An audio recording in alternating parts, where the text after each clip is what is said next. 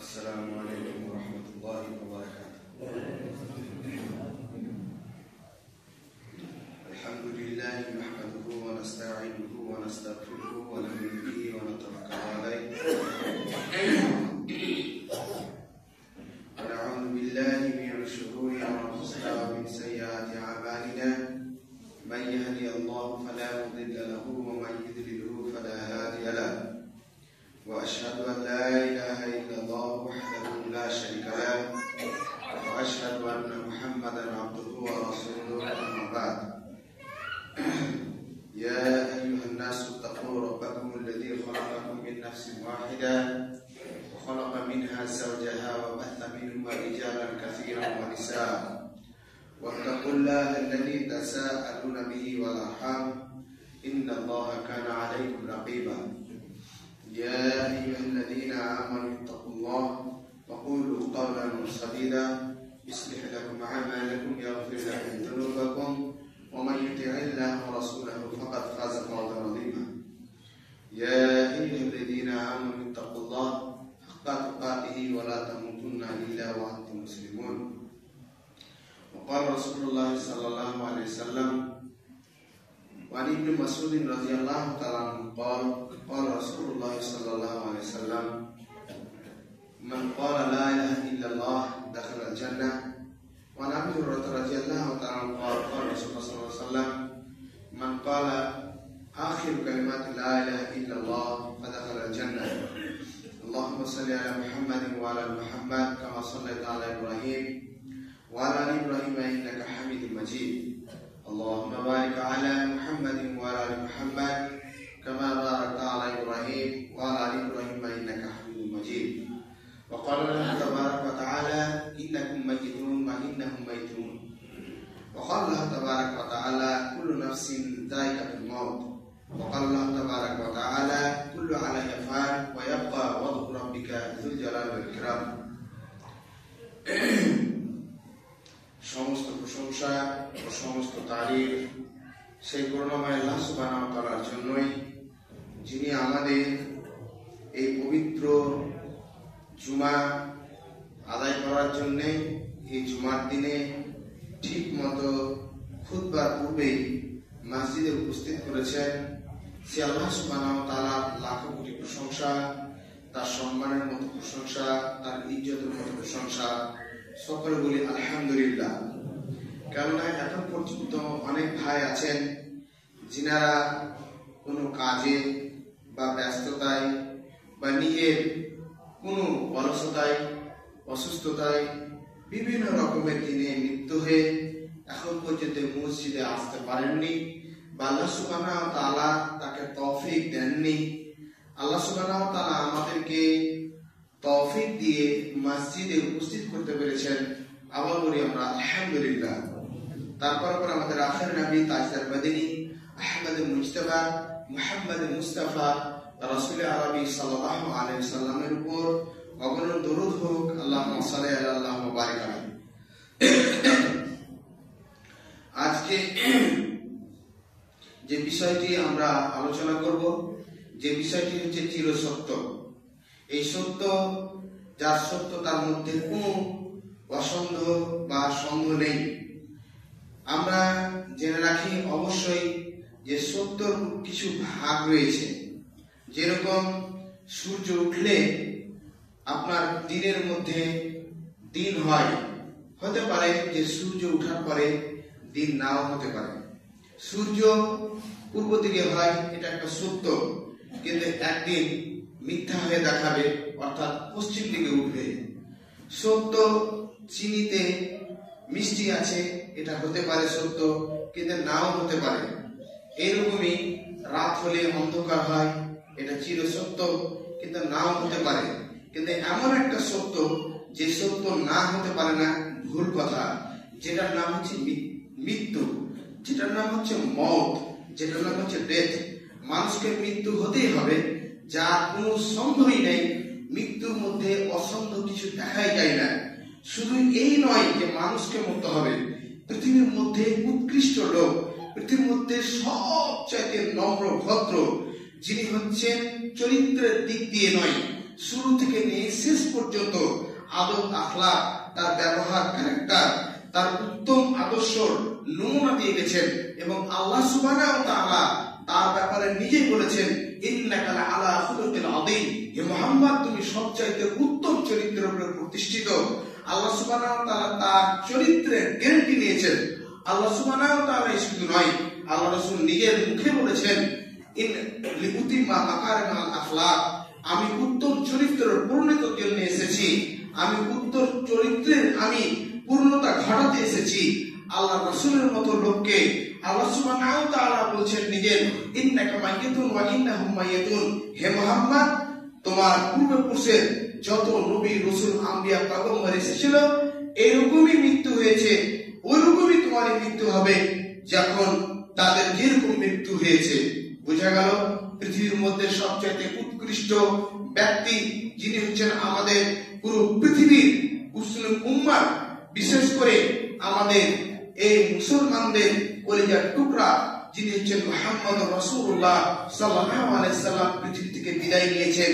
এর চাইতে আর চিরসত্য কিছু হতে পারে না, আমরা তো চলে যেতে হবে। আল্লাহ সুবহানাহু ওয়া তাআলা কোরআনের মধ্যে বলছেন যে কুল্লু আলাইহা ফান, প্রত্যেকটা জিনিস শেষ হয়ে যাবে, ওয়া ইয়াবকা বাকি থাকবে, শুধু থাকবে যুল জালাল ওয়াল ইকরাম, আল্লাহ সুবহানাহু ওয়া তাআলার জাত, আল্লাহ সুবহানাহু ওয়া তাআলার সিফাত। আল্লাহ সুবহানাহু ওয়া তাআলার জাত সিফাত ছাড়া কোনো জিনিস থাকবে না, সমস্ত জিনিস শেষ হয়ে যাবে।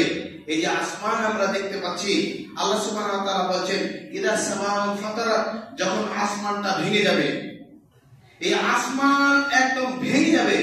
ওয়াইদাল কাওয়াকিবু তাসারাত, আর এই যে নক্ষত্রগুলো রয়েছে, নক্ষত্রগুলো বৃষ্টির ন্যায় টপ টপ করে আসমান থেকে পড়ে যাবে। ওয়াইদা বিহার ফুজ্জারাত, সমুদ্র পানি উচ্ছ্বসিত হয়ে উপর দিকে উঠে আসবে। ওয়াইদাল কুবুর বুরাসাত, মাটিতে যা ছিল, কবর মানে দফন করা, মাটিতে যা ছিল সব জিনিস বের করে দেবে। মাটিতে সোনা, চাঁদি, পেট্রোল, মানুষ, যত জিনিস রয়েছে, ওয়াইদাল কুবুর বুরাসাত, মাটি বমি করে দিবে, উল্টে দিবে, তার বুক ফেড়ে দিবে, সব জিনিসকে বের করে দিবে। তাহলে কোনো জিনিস থাকবে না। কুল্লু আলাইহা ফান, সমস্ত জিনিস শেষ হয়ে যাবে। ওয়ায়াবকা, বাকি থাকবে শুধু কি যুল জালাল ওয়াল ইকরাম। বুঝাতে চেয়েছিলাম মৃত্যু এটা চির সত্য, কিন্তু দুঃখের বিষয়, সত্য হলেও দুঃখের বিষয়, কষ্ট হলেও দুঃখের বিষয়, আমাদেরকে মেনে নিয়েও দুঃখের বিষয়, এই মত থেকে আমরা দূরে, মত থেকে দূরে। মত আমরা এমন আমরা করে নিয়েছি, যার উদাহরণ জজল প্রমাণ আমি উদাহরণ দিয়ে আপনাকে বোঝাতে চাই, যে মৃত্যুর কথা শুনে, মৃত্যুর জায়গা দেখে সাহাবায়ে-কেরামদের, সালফে সালেহিনদের, তাবেঈনদের চোখ দিয়ে জল পড়ে ধাড়ি ভিজে যেত, বুক ভিজে যেত, থরথরানি কাঁপনি উঠে যেত। আলী রাদিয়াল্লাহু তাআলা আনহু বলছেন, আলী রাদিয়াল্লাহু তাআলা আনহুকে যখন কবর কাছে নিয়ে যাওয়া হতো, এরকম উসমান গনির একটি রিওয়ায়াতে এসেছে তিনাকেও নিয়ে যাওয়া হতো বা যেতেন, তখন কবরকে দেখে দেখে চোখ দিয়ে জল পড়তে পড়তে হিচকি উঠে যেত, বুক ভিজে যেত। তিনাদেরকে প্রশ্ন করা হলে তিনারা বলেছিলেন যে কবরটা হচ্ছে এমন একটি জায়গা, কবরটা হচ্ছে একটা ইমিগ্রেশন কাউন্টার, কবরটা হচ্ছে আখিরাতের প্রথম ধাপ, কবরটা হচ্ছে প্রথম জিনিস। যারা কবরে পাস করে যাবে তারা সব জায়গায় পাস করে যাবে। কবরে যারা ফেল হয়ে গেছে, তার যদি ডাক নাম্বার, খতিয়ান নাম্বার, তার আধার নাম্বার নামের সঙ্গে যদি না মিলে, যেরকম ইমিগ্রেশন কাউন্টার থেকে আপনাকে বর্ডার থেকে ফিরিয়ে দেওয়া হয়, আপনাকে সেই যখন ভেরিফিকেশন করে এক দেশ থেকে আরেক দেশ নিয়ে যায়, যখন বিমানবন্দরে থাকেন যখন পাঠিয়ে দেওয়া হয়, ওইরকমই আপনার যদি সেখানে ইমিগ্রেশন কাউন্টারে যদি আপনার 3টা প্রশ্ন করা হবে, সেখানে যদি 3টা প্রশ্ন উত্তর দিতে পারেন তাহলে ফাবিহা, খুবই ভালো, নচেত শুরু হয়ে গেল নামকা নামাতিল উরুস। ভালো যদি হয় তাহলে মৃত্যু সে তার ভালো শুয়ে গেল দুলহামিয়ার মতো, না হলে তার শুরু হয়ে গেল। বুঝাতে চেয়েছি এই আলী রাদিয়াল্লাহু তাআলা আনহু, উসমান রাদিয়াল্লাহু তাআলা আনহু, আবু বকর রাদিয়াল্লাহু তাআলা আনহু, সমস্ত সাহাবায়ে কেরামরা তারা এই কবরকে স্মরণ করে তারা ক্রন্দন করতেন।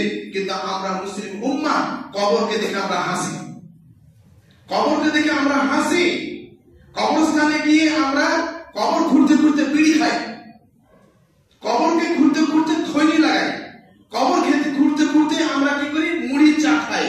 কবর ঘুরতে ঘুরতে চায়ের ব্যবস্থা করা হয়, কবর ঘুরতে ঘুরতে ভাত নিয়ে যাওয়া হয়, বিরিয়ানির প্যাকেট নিয়ে যাওয়া।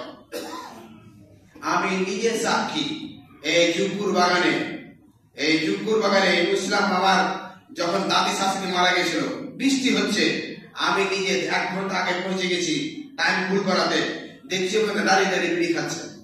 ফটো তুলে রেখেছি, আমার কাছে প্রুফ রাখা আছে, ফটো তুলে রেখেছি। আমি ওকে বলছি যে কেন বিড়ি খাচ্ছ ভাই? বলছে খাসতে গেছি ভাই, কি করবো? তাহলে ওই ব্যক্তির ঈমান কি আছে বলেন তো?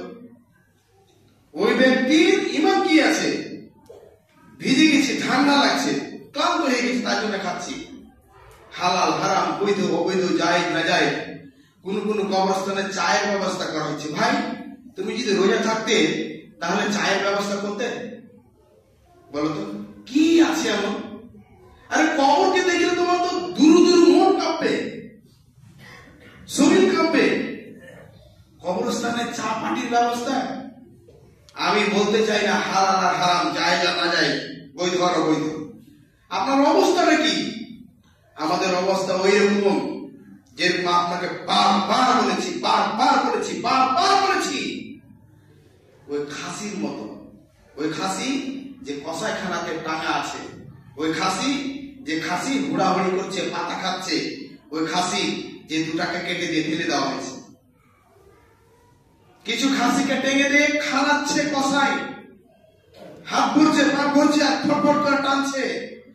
কিছু খাসির মাংস কাটছে, কিছু খাসি 2টা খাসি পড়ে আছে, 4টা 5টা খাসির জন্য পাতা রাখা হয়েছে, পাতা খাচ্ছে আর ঘোরাচ্ছে।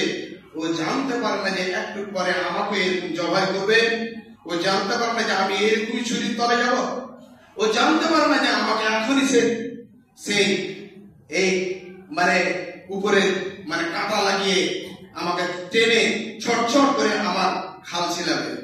এরকম আমাদের অবস্থা। আমরা জানি না যে কিছু লোক শুয়ে আছে, আমরা জানি না যে কিছু লোকের জানাজা পড়তে এসেছি, আমরা জানি না যে কিছু লোক এখনই মনে হয় মারা যাবে। আমরা যতগুলো লোক মাটি দিতে এসেছি, হতে পারে যে আমার কাছে শেষ মাটি দেওয়া, হতে পারে যে আমরা এই বাড়ি থেকে আর ফিরতে পারবো কিনা, আমাদের জবাই করা হবে, অর্থাৎ আমরা মরে যাব। আর কিছু লোক দেখছে হাসি, যত রকমের মিলন মেলা, মনে হচ্ছে কবরস্থান, মনে হচ্ছে মিলন মেলা হয়েছে। ভাই কেমন আছো? ভাই কেমন আছো? দাদু কেমন আছো? অনেকদিন থেকে দেখিনি, আর কত আরে এ ও, আর এই মোবাইল, আরে বলুন তো আপনি কোন জায়গায় গেছেন? বলুন কোন জায়গায় গেছেন? আপনাকে দেখাচ্ছি কোন জায়গায় গেছেন তৃতীয় খুতবাতে, যে আপনার যদি হোশ থাকে, জজ হোশ না করো, তাহলে আপনি বুঝতে পারবেন যে কবরস্থান না আপনার সে মিলন মেলা। আল্লাহ যেন আমাদেরকে কবরকে স্মরণ করা তৌফিক দান করেন, আল্লাহুম্মা আমিন।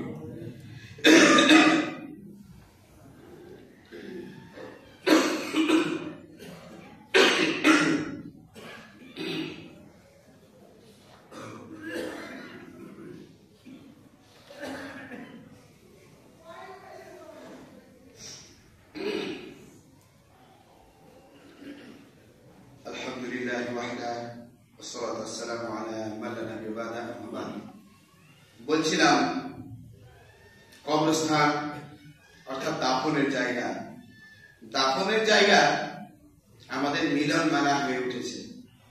প্রত্যেকটা মানুষ যদি শোয়ার সময়, বা প্রত্যেকটা মানুষ সকাল বেলায়, বা প্রত্যেকটা মানুষ কমসে কম 24 ঘন্টার মধ্যে একটা জিনিস যদি স্মরণ করে, তাহলে তার অন্তর কোনোদিন কবরস্থানে গিয়ে হি হাহা আর হা হু করা কিচ্ছু করতে পারবে না। নাম্বার 1, সিস্টেমটা শুনুন। আপনাকে বলেছিলাম আপনার মনে নাই, মানুষ ভুলতে পারে, এটার নাম মানুষ, মানুষের ভুল হতে পারে, এটার নাম মানুষ। তাই বলছেন আল ইনসান মারাকাবু খাতা ওয়া নিসয়ান, মানুষকে ভুল ত্রুটিতে তৈরি করা হয়েছে। আমি আপনাকে আবার স্মরণ করিয়ে দিচ্ছি, প্রত্যেকটা মানুষের স্মরণ করা উচিত যে আমার আজকে মৃত্যু হলো, আমার আজকে মৃত্যু হয়ে গেছে। মাইকে ঘোষণা হয়েছে বা হয়নি, ফেসবুকে স্ট্যাটাসে দেওয়া হয়েছে বা মুখে মুখে শুনতে পেয়েছে বা এক অপরের মাধ্যমে শুনতে পেয়েছে, আমি শুয়ে আছি, এই শীতকালে বস্ত্রে সুন্দর ব্র্যান্ডের একটা কাপড় পরে আছি, যেটার নাম হচ্ছে মন্টিকার্লো। মন্টিকার্লো পরে আছি, সোয়েটার গায়ে দিয়ে আছি, আমার সোয়েটারের কাপড় খুলে দেওয়া আছে, ব্যবস্থা করছে। মানুষ সব বলছে কখন মারা গেছে, অমুক সময় মারা গেছে। সর্বপ্রথম আমার নামটা পাল্টে দেওয়া হবে, যে কখন মাটি দেওয়া হবে।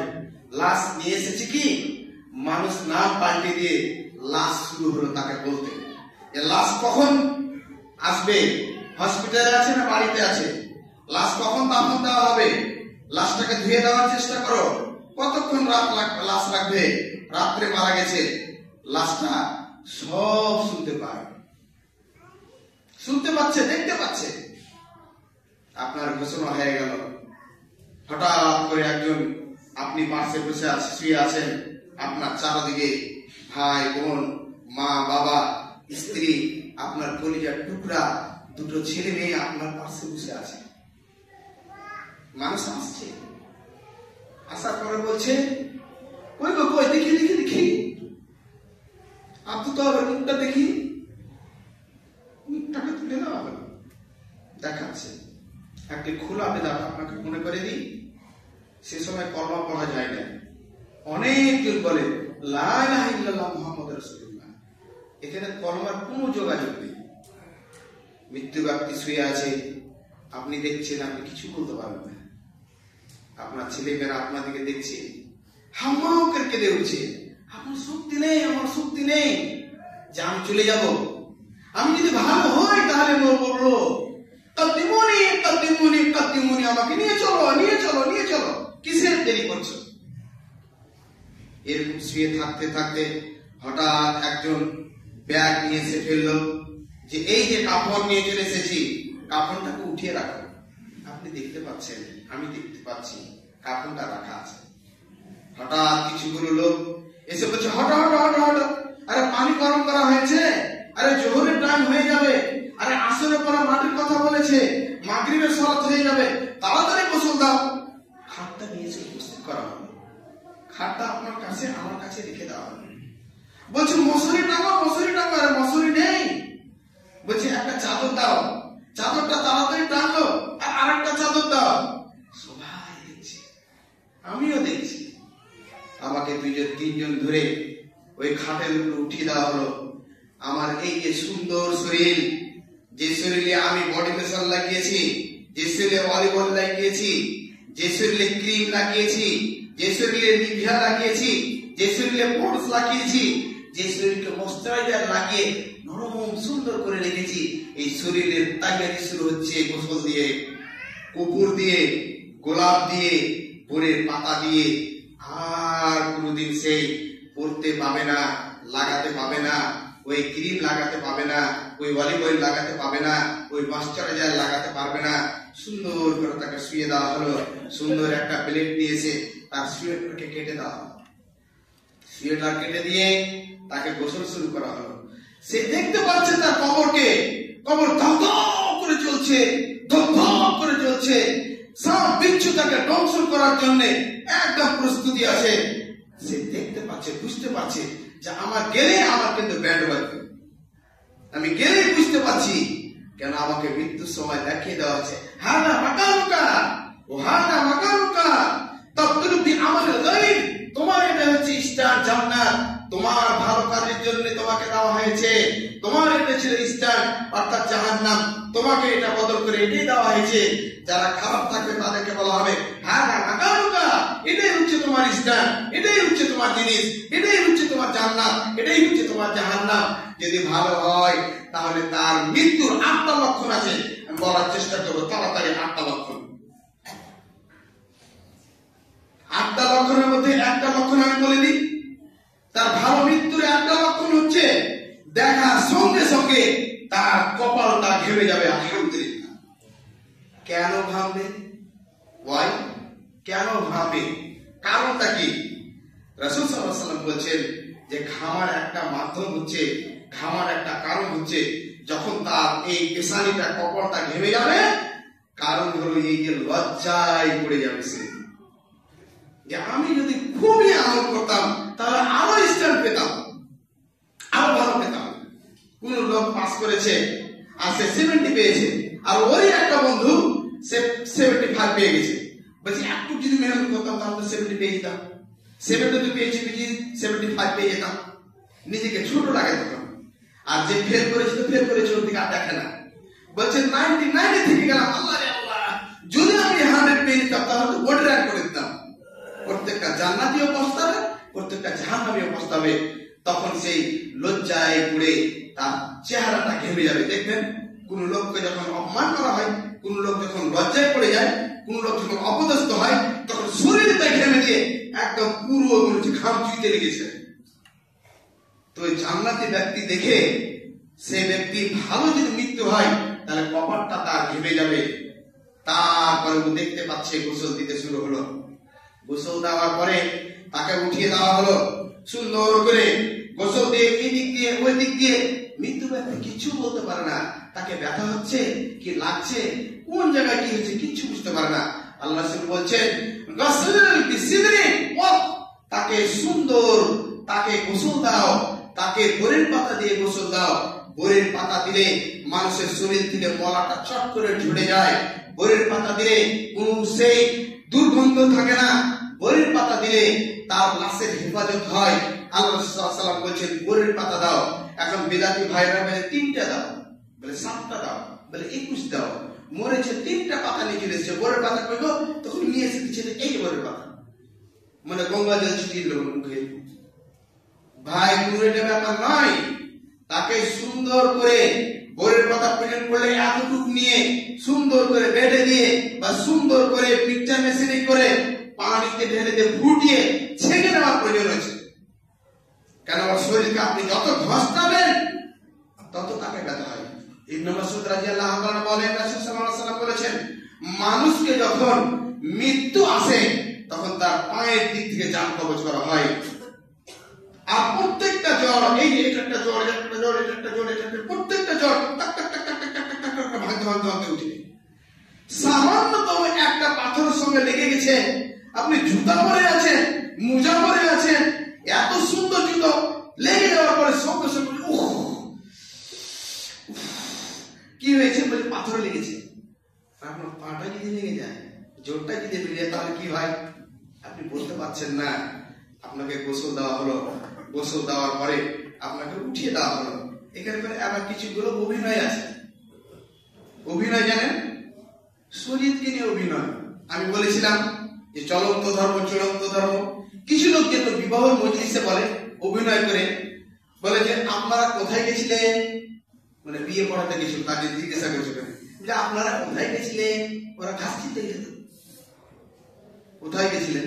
এইরকমই একে গোসল দেওয়ার পরে বলছে না না আমাদের গোসল দেওয়া হয়ে গেছে মৌলানা সাহেব, এবার আপনারা উঠিয়ে দেন, আমরা চলে গেলাম গঙ্গাসিয়ানে।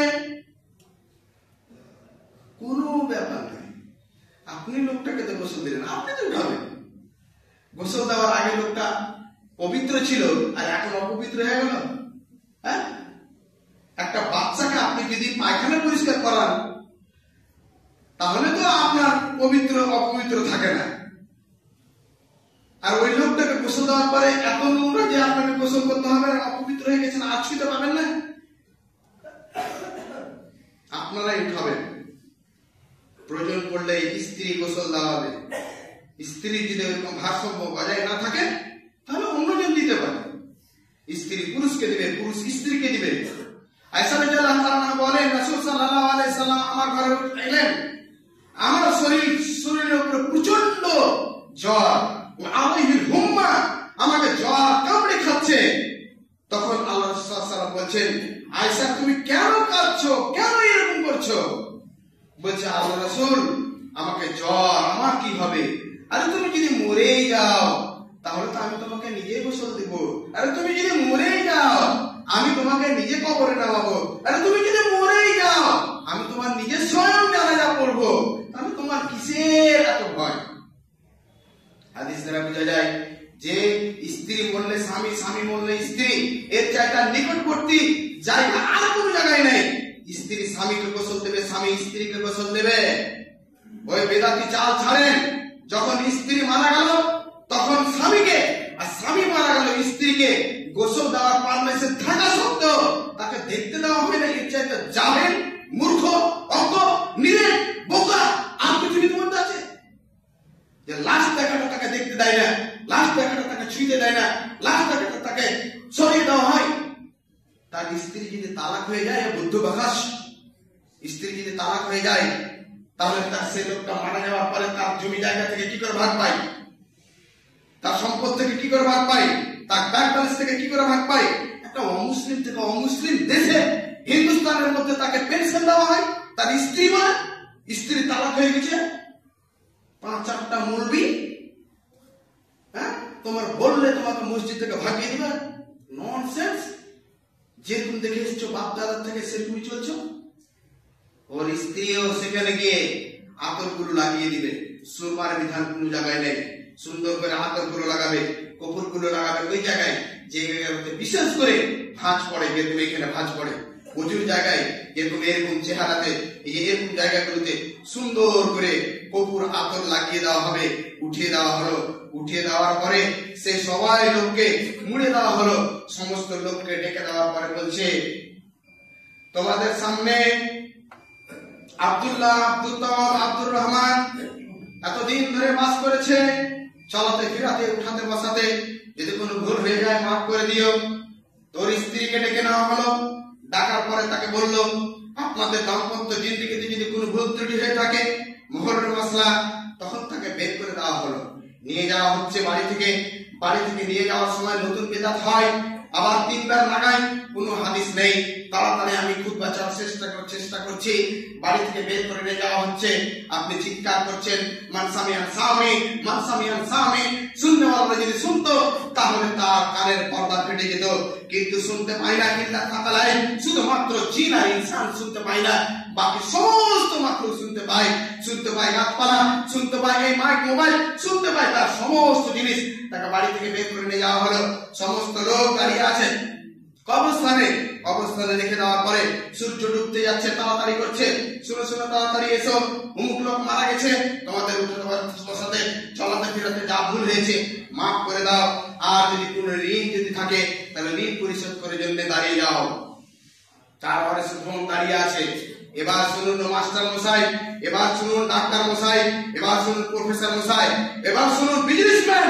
আপনাকে জোর হাত করে বলছি, একজন আলেম হিসাবে, একজন খতিব হিসাবে, একজন মুসলিম হিসাবে, একজন আমি আপনার ধরনী ভাই হিসাবে, আপনার যদি লোন থাকে তো আপনি লোনটা মাফ করে দেন। ধার যদি থাকে ধারটাকে মাফ করে দেন। আপনার যদি ঋণী থাকে ঋণটাকে মাফ করে দেন, নাহলে আপনার জানাজা হবে না। রাসূল সাল্লাল্লাহু আলাইহি সাল্লাম দাঁড়িয়ে আছে। একজন সাহাবীর জানাজা সেই মৃত্যু লাশ নিয়ে আসা হলো। আল্লাহ রাসূল বলছেন, হাল আলাইয়া দাইন, তার উপরে কোনো ঋণ আছে? একজন সাহাবী উঠে বললেন, পারা নাম ওয়ালাকিন সালাতা, 3 টাকা মাত্র ঋণ আছে। আল্লাহ রাসূল বলছেন, সাল্লু আলা সাহিবিকুম, আমি বেরিয়ে গেলাম, তোমার সাথে তোমরা জানাজা পড়ে নাও। আল্লাহ রাসূল বেরিয়ে যাচ্ছেন। কাম আবু সাঈদ রাদিয়াল্লাহু তাআলা দাঁড়িয়ে বললেন, আমি জামানাল ইয়া রাসূলুল্লাহ, আমি জিম্মেদার হচ্ছি, আমি তার সেই টাকাকে পরিশোধ করব। যতক্ষণ পর্যন্ত টাকা কেউ যদি সেই ব্যক্তির ঋণ সে পরিশোধ করার জিম্মেদার না হয়, ততক্ষণ পর্যন্ত জানাজা হবে না। হয়ে যাবে জানাজা আত্মহত্যাকারী, হয়ে যাবে জানাজা মদ করে, হয়ে যেতে পারে জেনাকারী, হয়ে যেতে পারে সিদ করে, কিন্তু যে ব্যক্তি ঋণ নিয়ে মারা গেছে তার জানাজা হবে না। এবার আপনার নিয়তি আছে যে আপনার নামে ইন্স্যুরেন্স করা হয় 1 কোটি টাকা। আপনার নিয়তি আছে যে 3 কোটি টাকা আপনি লোন নিলেন, আপনি মরে গেলেন, আপনার সব মাপ। আপনার নাম কি হলো? কচু। আপনি খেতে পেয়েছেন? হ্যাঁ, আপনি গেলে আপনার ঢোল পিটবে ওই কবরে, আর আপনার ছেলে মেয়ে ফুরিয়ে বেড়াবে। বাপের জন্ম তো দেখেনি, আপনার মৃত্যু টাকা খেয়ে মজা নিচ্ছে, আর আপনি ওখানে কি করছেন? হিসাব দিবেন। হিসাব করুন। আমি বলেছিলাম কত জুমার আগে জুমায় মনে হয় আপনাকে, যে সবচেয়ে টাকার যদি ভোগ যদি করে থাকে শ্রমিক লোকেরা 300 টাকা কামিয়েছে, 300 টাকা খেয়ে উড়িয়ে দিচ্ছে, ঝামেলা এসেছে। 250 টাকা রেখেছে, 250 টাকা খেয়ে নিয়েছে। টাকার যদি উপভোগ করেছে সে শ্রমিক লোকেরা করেছে, কোটি কোটি টাকার লোকেরা কেউ পায়নি। মূর্খতার লাভ নিয়ে যেরকম আম্বানি মানে আদানি মূর্খতার লাভ দিয়ে প্রধানমন্ত্রী কোটি কোটি টাকা ইনকাম করেছে, সে সোনার রুটি খায় না, চাঁদির রুটি খায় না, হতে পারে যে সে ডাল ভিজানো রুটি খায়। বুঝাতে চেয়েছি এই ঋণ মুক্ত লোককে তার জানাজা পড়া হবে। জানাজা পড়ে দিল, এবার জানাজা পড়ে দেওয়ার পরে এবার নিয়ে যাচ্ছে। আপনার যদি ভালো আমল হয় তখন আপনি বলবেন কাদ্দিমুনি কাদ্দিমুনি কাদ্দিমুনি, নিয়ে চলো নিয়ে চলো নিয়ে চলো। নিয়ে যাওয়া হলো,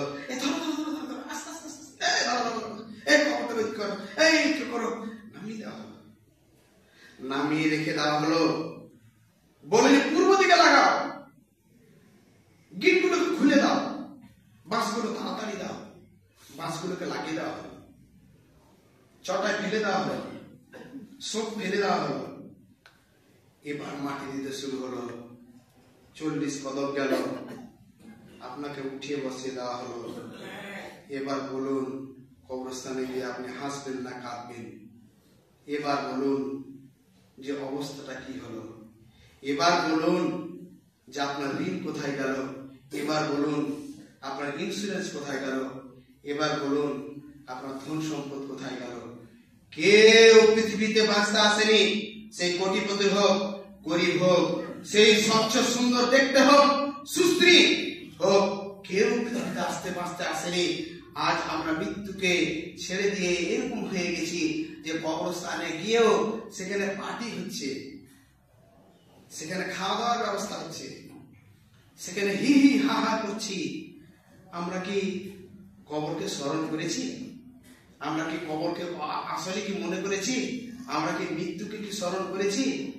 ভাই, আমলের নাম হচ্ছে আমাদের আখিরাত, আমলের নাম হচ্ছে কবরের আরাম, আমলের নাম হচ্ছে জান্নাত, আমলের নাম হচ্ছে পুলসরাত, বিদ্যুতের পড়তে বেরিয়ে যাওয়া। না হলে কাউরের হিসাব নেই, কাউরের হিসাব নেই। পেতে একদম একদম সঙ্গে সঙ্গে ঢুকিয়ে একদম শেষ করে দেওয়া হবে। আপনি মনে করলেন যে সূত্রপুরের মতো যে শুধু গঙ্গা জল ছিটিয়ে দিয়ে একটা কাপড় দিয়ে দিল আর সুইচ দেওয়ার পরে 5 মিনিট পর বেরিয়ে আসছে একদম ছাই, কাজ শেষ কি না? কাজ শুরু। যদি ওটাই যদি ঠিক হয় তাহলে মাছের পেটে কি হলো? ওটাই যদি ঠিক হয় আগুনে যে পুড়ে গেছে ওর কি হলো? ওটাই যদি ঠিক হয় সিরিয়ার মতো ধ্বংস হয়ে চেপে থেকে গেল ওর কি হলো? শুরু তো হলো রুহের কারবার। সেই শরীর থাকবে না, শরীর শেষ। শুধু দুর্গন্ধকে দূর করার জন্য মুসলিম উম্মাহ উত্তম পদ্ধতি, উত্তম নিয়ম, উত্তম সিস্টেম আল্লাহ রাসূল বলে গেছেন। এছাড়া আর এই শরীরের কোনো কাজ নেই, শেষ। বুঝাতে চেয়েছিলাম মরণকে স্মরণ করে আমরা যেন আল্লাহর দিকে যেন আস্থা করে আল্লাহ যেন তৌফিক দান করেন। মরণকে স্মরণ করে আল্লাহ যেন আমাদের ভালো ভালো আমল করার তৌফিক দান করেন। আল্লাহ মরণকে স্মরণ করে আল্লাহ তোমার কাছে ভিক্ষা চাইছি, আমাদের গুনাহ খাতাগুলোকে মাফ করে দাও। আল্লাহ মরণকে স্মরণ করে আল্লাহ তোমার মাগফিরাতের আশা করছি, আমাদেরকে ক্ষমা করে দাও। আল্লাহ মরণকে স্মরণ করে আমাদের মধ্যে যা অসুখ বিসুখ রয়েছে আল্লাহ তুমি আমাদেরকে শেষ করে দাও। আমাদের মরণকে স্মরণ করে আল্লাহ বলছি 5 ওয়াক্তের নামাজ সমসলাতে পাবন্দি করে দাও। আল্লাহ আমরা চলাতে ঘুরাতে উঠাতে বসাতে রাতের অন্ধকারে দিন আলোতে যা ভুল করেছি মাফ করে দাও। ওমা তৌফিক ইল্লা বিল্লাহ, রব্বানা তাকাব্বাল মিন্না ইন্নাকা আনতাস সামিউল আলিম ওয়া তুব আলাইনা ইন্নাকা আনতাত তাওয়াবুর রহিম। সাল্লাল্লাহু আলা খায়রিল খালকি মুহাম্মাদিন ওয়া আলা আলিহি ওয়া সাহবিহি বিরহমাতিকা ইয়া আরহামার রাহিমিন।